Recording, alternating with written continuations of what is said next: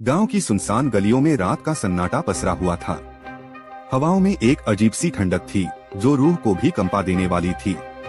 अचानक हवेली के पास बने पुराने कुएं से एक दर्दभरी चीख गूंज उठी। चीख इतनी भयानक थी कि सुनते ही गांव के सारे मर्दों के रोंगटे खड़े हो गए। हवेली के चारों ओर धुंध सी फैलने लगी और धुंध के बीच एक सफेद साड़ी पहने हुई आकृति दिखाई दी। यह वही स्त्री थी जो हर साल होली से एक रात पहले गांव में आती थी। उसकी आंखों में एक अजीब सा गुस्सा और बदले की आग जल रही थी। इस बार वो केवल होली खेलने नहीं बल्कि कुछ और ही चाहती थी। राजेश, जो किताबों में डूबा हुआ था, अचानक उस चीख से चौंक गया। उसकी धड़कनें तेज हो गईं और वह जल्दी से अपनी किताबें समेटकर खिड़की की ओर दौड़ा।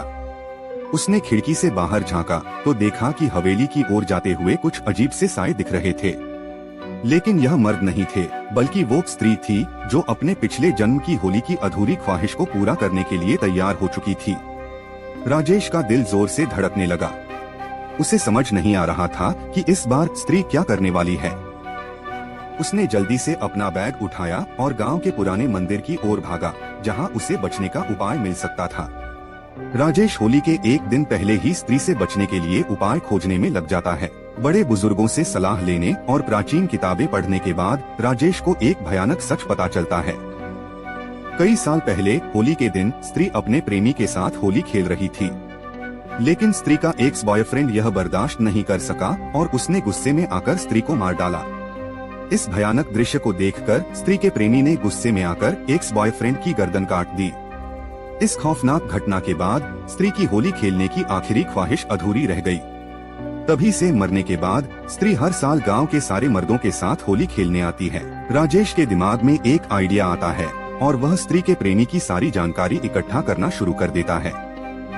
होली की रात को हर साल की तरह सारे मर्द नंगे होकर हवेली की ओर जाने लगते हैं, लेकिन इस बार राजेश उन्हें रोकता है और बताता है कि उसके पास एक बहुत बढ़िया प्लान है और इस बार उन्हें हवेली नहीं जाना चाहिए, वह उन्हें बचा लेगा। लेकिन कोई भी राजेश की बात नहीं सुनता और वे सभी हवेली में स्त्री के साथ होली खेलने चले जाते हैं। इस बार राजेश भी उनका पीछा करता है, लेकिन वह अपने कपड़े नहीं उतारता। राजेश कपड़ों में ही स्त्री के सामने जाता है। उसे कपड़ों में देखकर स्त्री को बहुत गुस्सा आता है और वह अपने डरावने रूप में आ जाती है।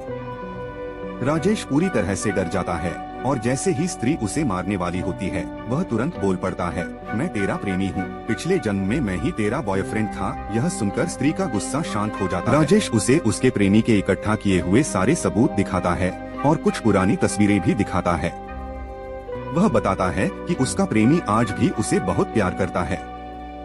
यह सुनकर स्त्री की आंखों में आंसू आ जाते हैं। राजेश स्त्री से कहता है, मुझे अच्छा नहीं लगता कि तुम दूसरे मर्दों के साथ होली खेलती हो। स्त्री शर्मिंदा हो जाती है और सभी मर्दों को छोड़ देती है।